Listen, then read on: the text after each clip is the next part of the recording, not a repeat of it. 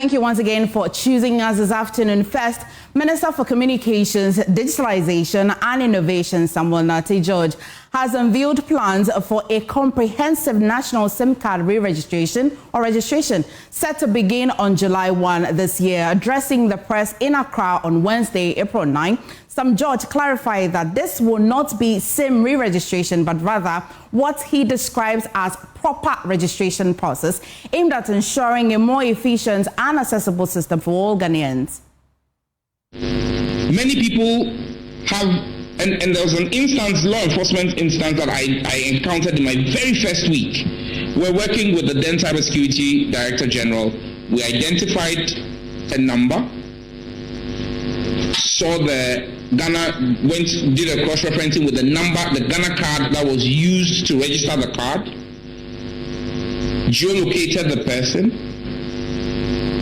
security did an operation, but it became immediately clear that the individual whose Ghana card, who we had picked up on the back of his Ghana card, was not the same person as the person who was using the same card.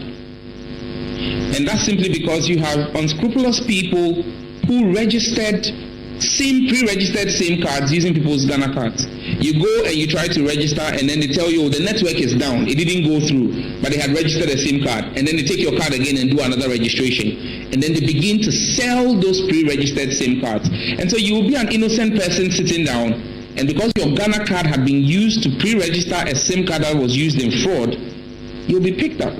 So people may think that, oh, but we went through the hassle. Yes, and I appreciate it. I was one of, in fact, I was Christian Stubborn Academy because I opposed the registration process because we questioned the technical basis of doing what was being done. And that's why I make a solemn pledge to you that you will not have to queue. You will not have to go and leave work for a day or two to get your SIM registered. There's a whole simple technical process behind it. It will be interactive. It will engage you. The regulator has seen the demo of it and how it works.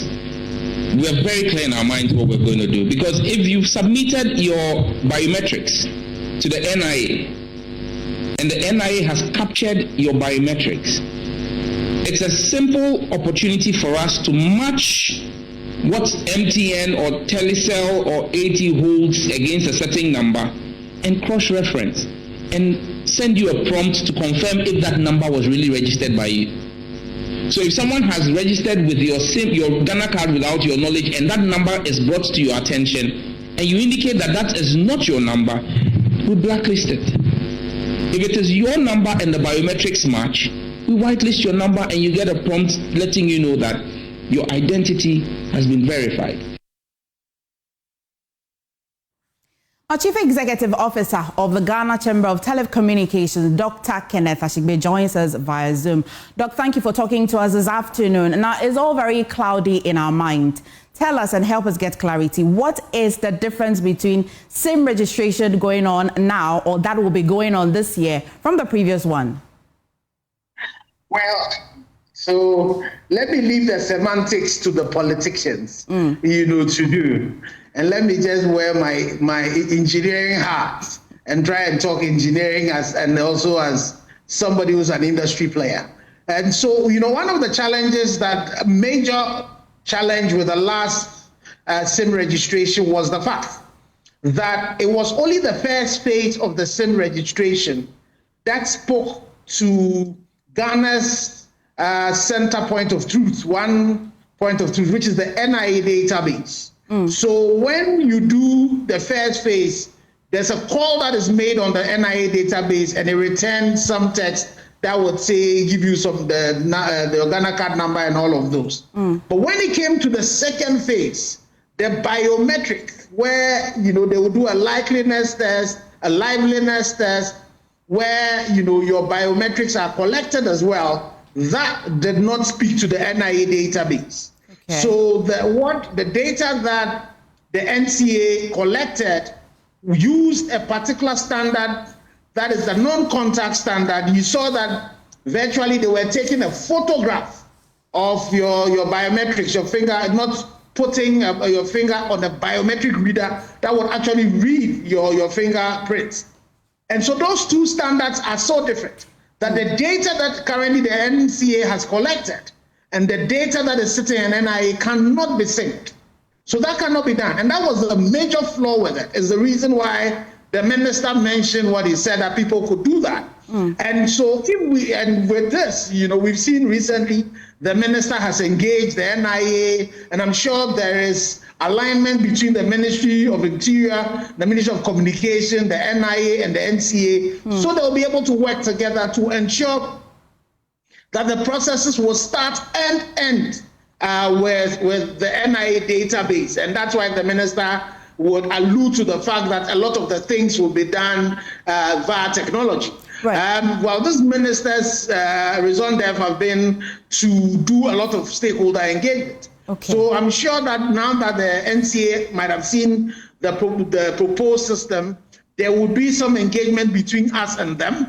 And, with the immense experience that we've gathered during the last SIM registration, all the challenges that we saw that were dealt with, those that had not been dealt with, we will bring that to the table to ensure that there will be a seamless process of re-registration. And as the minister has promised on countless occasions, it will be done in such a way that our customers, the citizens of Ghana, would not be overburdened.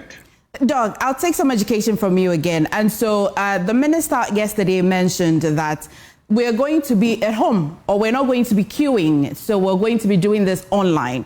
Will this mean that we'd have to take our biometrics again, verifying against what is already existing at the NIA?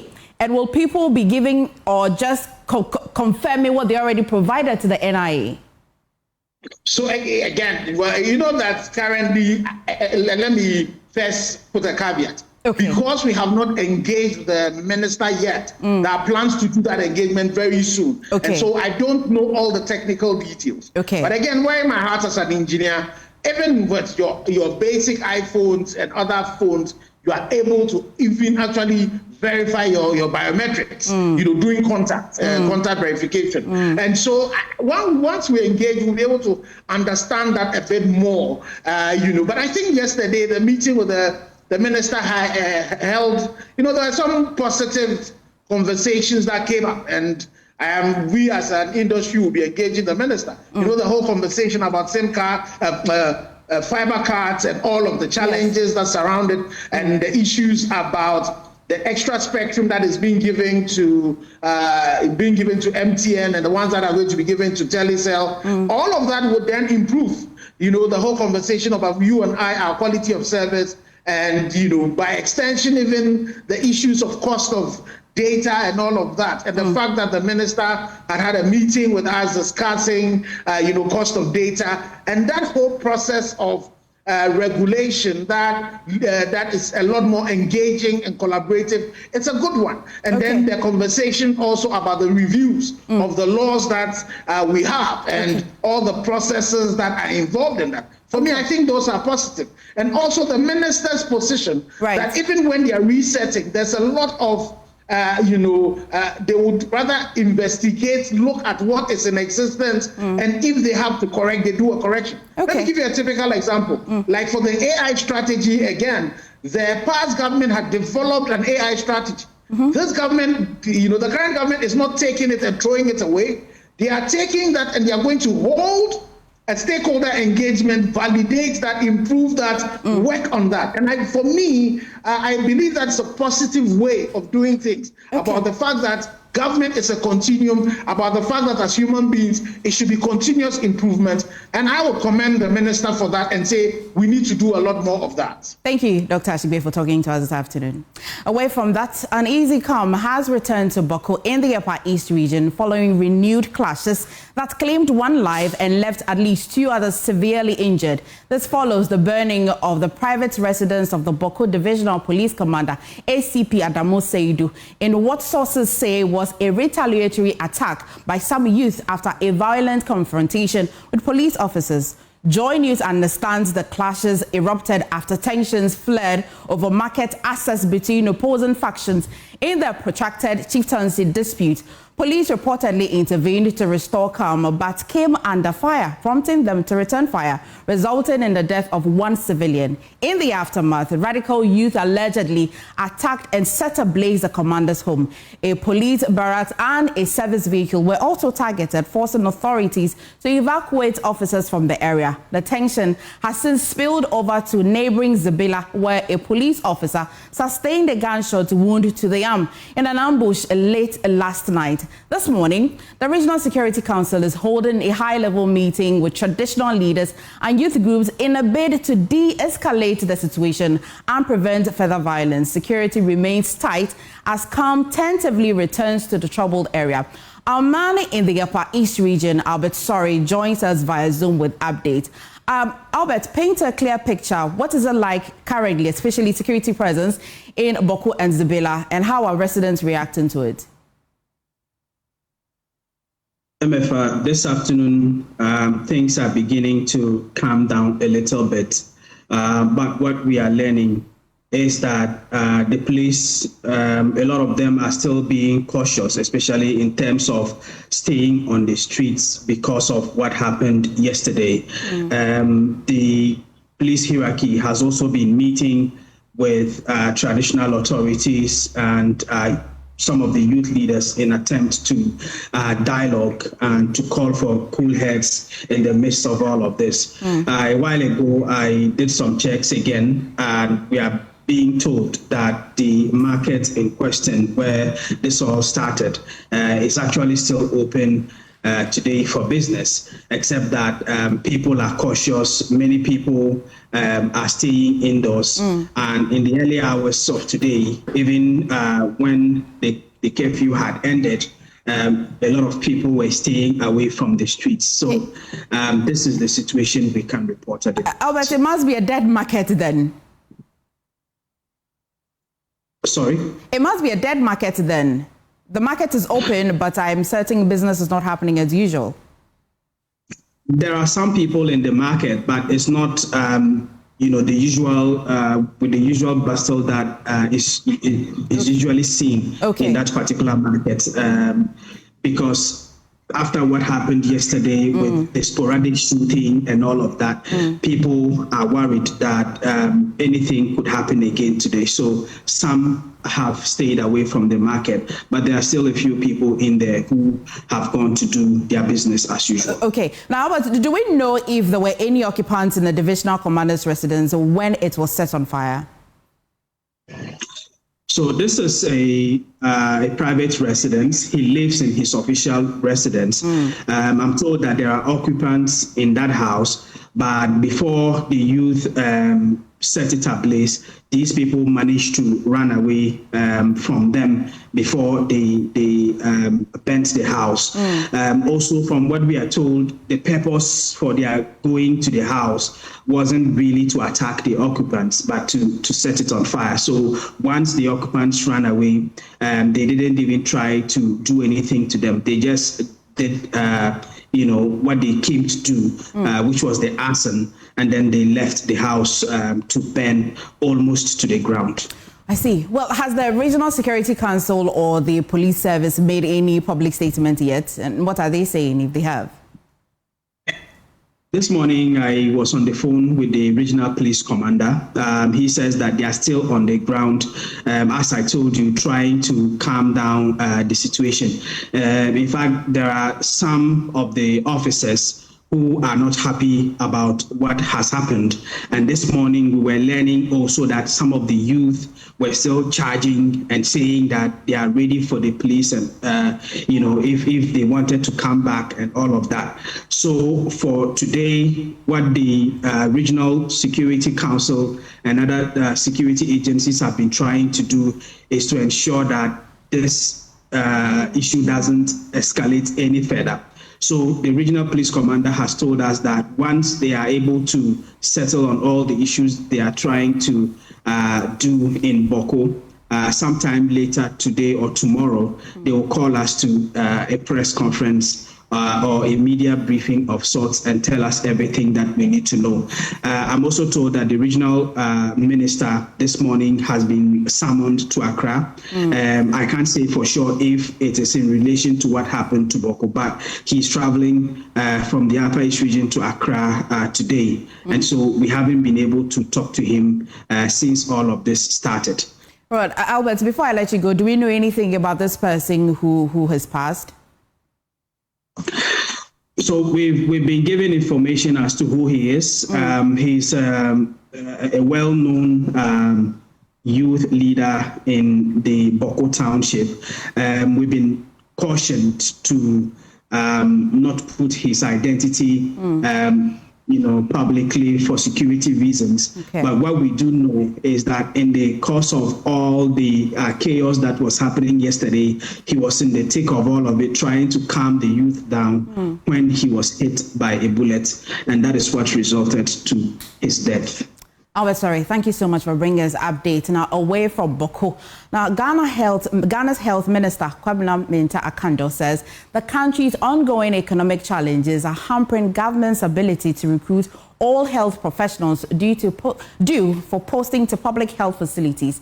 Now, according to the minister, the situation has compelled many trained professionals to seek employment opportunities abroad, further depleting the country's already strained health workforce. Speaking at a national policy dialogue on health workforce in Ghana, organized by the World Health Organization, Mr. Akando described the situation as, quote, ticking time bomb, end quote, and stressed the urgent need for government intervention to regulate the migration of health professionals. There's more in this report.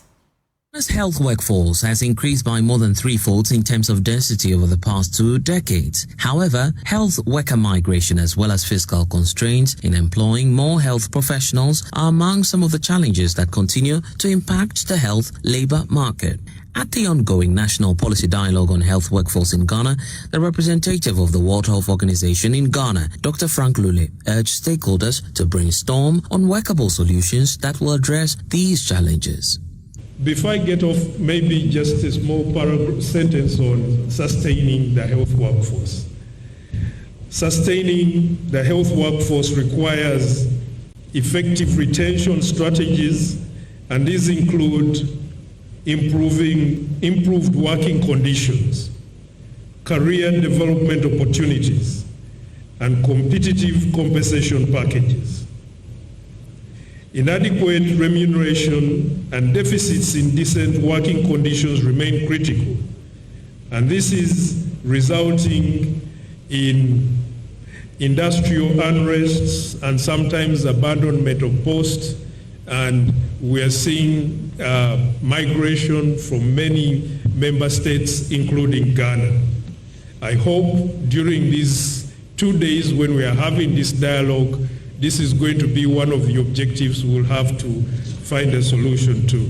Meanwhile, Health Minister Afenyo-Markin Akando is hinting of plans to effectively regulate the health workforce migration, as he says there's a ticking time bomb with a growing number of unemployed, trained health professionals. That's, for me, I describe it as a timing bomb. It's even beyond worrying.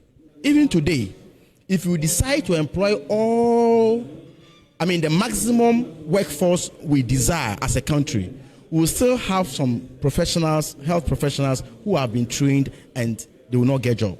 They will still be at home. That's number one. Number two, the truth of the matter is that our economic situation cannot allow us to employ all of them. That is the reality on the ground. And so the question is, how then do we solve the situation? We need to think outside the box, because if you leave them at home, it's a timing bomb. You can also not absorb them. And then the third point is that whether we like it as a country or not, the health professionals will continue to leave this country. If you look at how things are going, how health workers are migrating, the attrition rate is very high. It's about time government... Away from health sector, emerging research indicates that proceeds from illegal and small-scale mining operating outside regulatory frameworks may be funneled into the hands of organized criminals. Dr. Clement Sefa Nyako, a lecturer in security, development and leadership at King's College, London, highlights that ongoing studies suggest illicit financial flows could be funding dangerous activities such as terrorism and money laundering. He emphasized that the fight against illegal mining should not only focus on protecting livelihoods, but also on tightening the entire gold dealership value chain from extraction to marketing. Here is a report by Clinton Yeboah. The activities of these illegal miners pose multifaceted concerns, including security threats. Such illegal activities travel beyond the mineral extraction, as gold dealerships are engulfed with illicit franchises. The government is being admonished to regulate not just the mining process, but also the ownership and sale of gold, requiring licenses for possession to track movement. Lecturer of Security, Development and Leadership at the King's College, London, Dr. Clement Sefa Nyako, indicates that such measures would enable authorities to monitor who buys Ghana's gold and how it is traded, curbing its use by those with ill intentions. But until recently, when the government is beginning to think about gold board, small-scale miners, I wouldn't say illegal miners, small-scale miners have often found market for their, what they get. And there's emerging evidence that some of the proceeds from small-scale mining that do not pass through the central government, get to the hands of,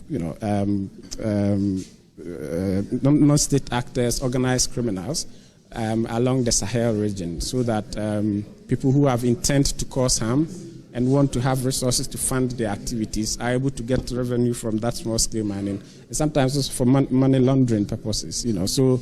There's emerging evidence to that, still being researched substantially, but yeah, that's potentially one of the pathways for the market of small-scale mining. Yeah, so we shouldn't only be thinking about environmental protection. Of course, it's important to think about that. We shouldn't only be thinking about preservation of livelihoods. We should be thinking about that for sure. We should also be thinking about, the value chain to the market. And if the government has a way of regulating the sale of gold, even the ownership of gold, and that there has to be licenses for even owning it and not just mining it. This was.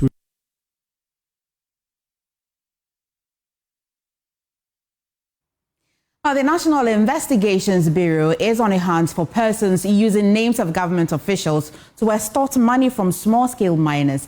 Head of the Ashanti Regional Security Council, Dr. Frank Amakohene, says his office continues to receive complaints from government officials over alleged use of their image for the purpose. He wants small-scale miners to aid in investigations by arresting persons who make such demands. Nana Yaojima has more in this report.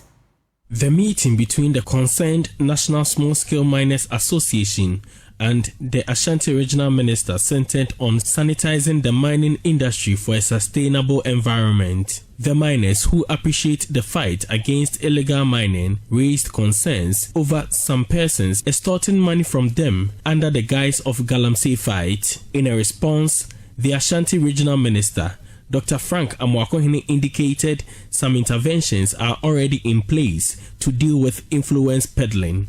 I get concerns from some of the, people in higher places that maybe they've gotten an indication that someone is using their name.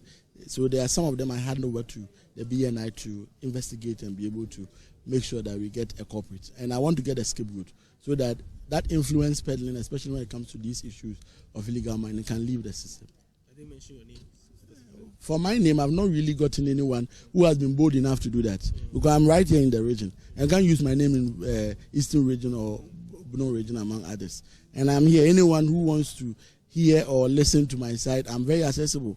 So I'm very skeptical that someone can use my name as regional minister to perpetuate such activities.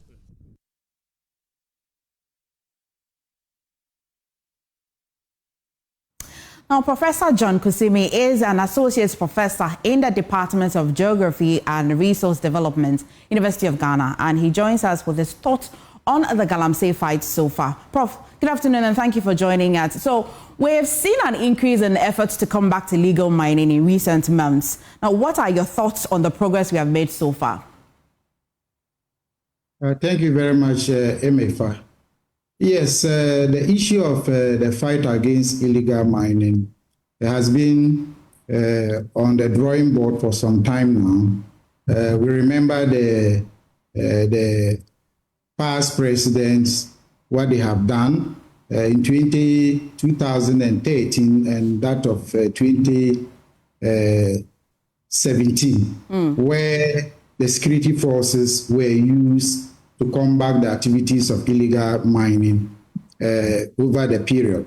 But we have all been witnesses to the success rate of this attack or the control on illegal mining. Invariably, it has not been very effective using the security forces, though we have policy measures that are in place, but the institutions that are also in charge is becoming problematic for them to effectively monitor and implement the policies to avoid the illegal activities that have led to the wanton destruction of our landscape, forest resources, and water bodies. So more needs to be done.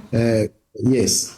Prof, so just recently, you may have heard that the Interior Minister, together with his deputy, believe that deportation of foreigners who engage in illegal mining is mostly the most economic or the best way to form as a deterrent for illegal mining. What's your position on this? Yes, let me say that the arrest and prosecution of illegal miners has been one of the major governance challenges for small-scale mining. And then the issue has been because of certain challenges within the judicial service and then prison conditions. If you look at the number that is involved in the illegal mining, it is over 500,000. And I can't imagine our courts having the capacity to prosecute all these people involved. So it's quite a challenge. And also, there are also issues of prosecutorial problems or challenges, such as arrests, issues of alleged bribery and corruption. So sometimes your reporter said, what is his name? Erasmus Osaredonko. Erasmus, yes. So cases are reported, and then the security services are unable to what? Arrest them. Sometimes the arrest is done, they are left off the hook. Sometimes prosecution starts and you don't see the end of it. I remember all of us are very conversant with the cases of Asha 1 and the rest. There was even another incident where a prosecutor indicated that some 2 Chinese who were also arrested as part of some team had died and were cremated. And I remember the magistrate asked him to produce the ashes. Right. So it is a big problem. When you also look at the prisons conditions, we don't, even if we are successful in prosecuting these individuals, I don't think we have enough space in our prisons to be able to accommodate these people for them to serve the sentences that will be due them. Prof, will we have enough space for the Ghanaians who also engage in illegal mining then? Yes. So let me land there in case you don't have enough problem time.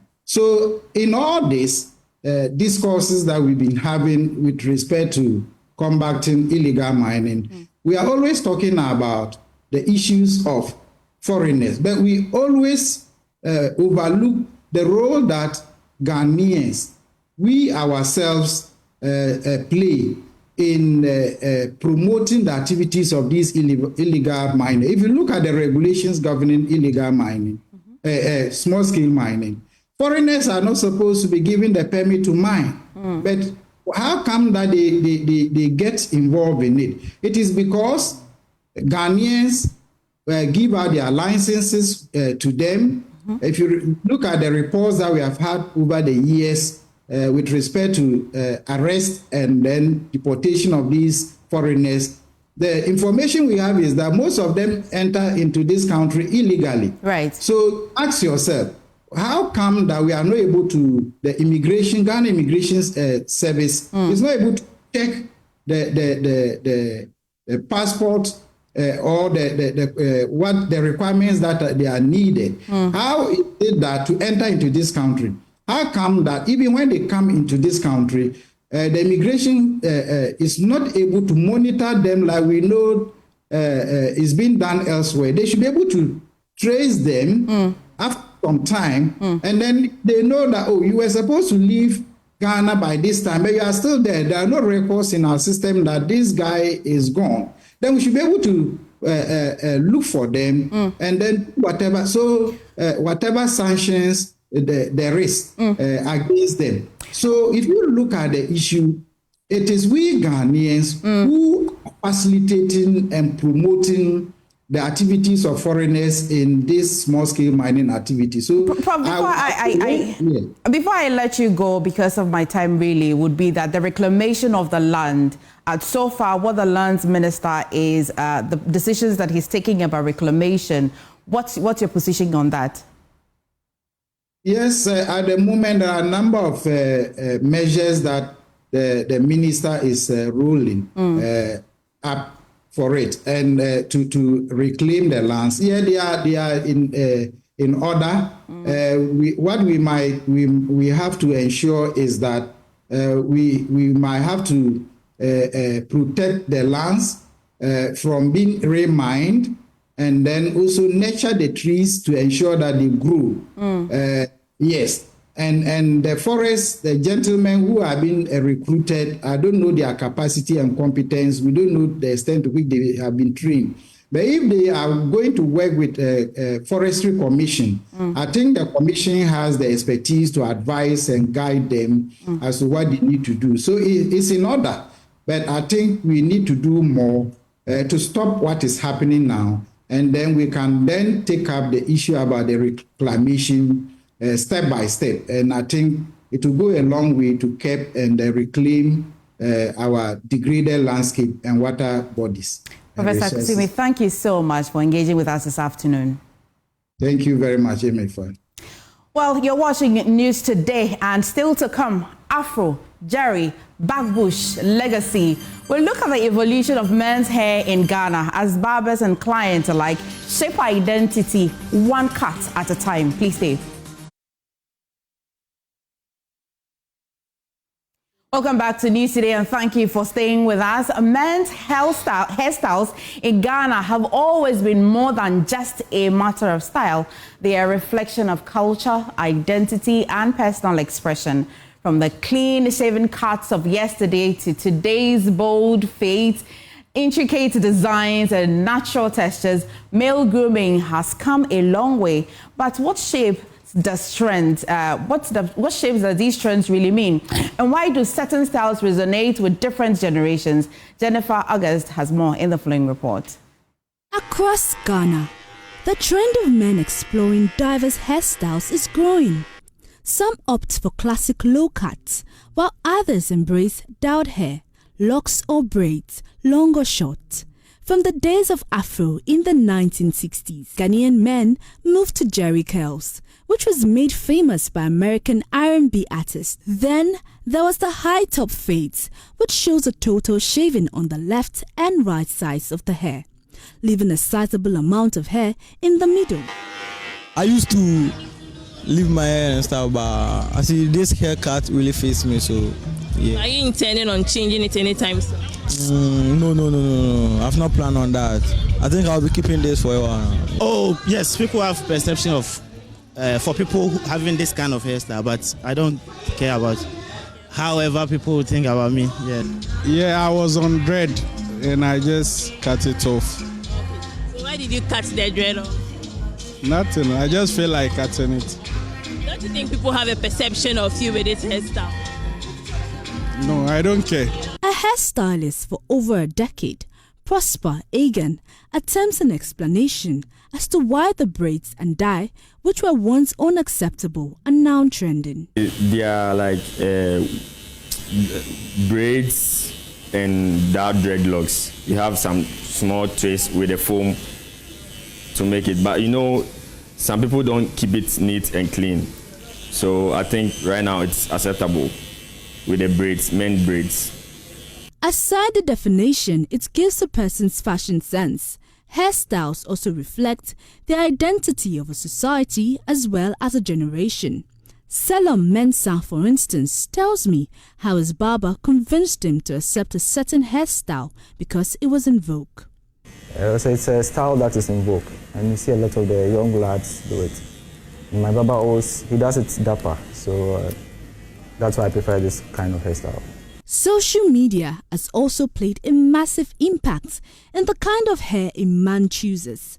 Magates attests this, indicating how many of his clients now visit her shop with images of hairstyles of icons, celebrities and mentors whom they desire to look exactly like. Yeah, I think now social media has a huge influence on barbering, because many a times when people are coming to trim their hair, they even bring their picture or they'll Google it and show. Gone are the days we used to have this posters in our shop that they'll come and choose, but now since there's a media that they have access to, so they just go into the picture or someone or a celebrity and they will show you that, oh, this is the kind of hairstyle I want. So I think now social media is the ish. Perhaps one of the most expressive ways to communicate one's personality is through a hairstyle. That's why many are ensuring they couch the narrative properly to avoid any misinterpretation. Jennifer August report read to you.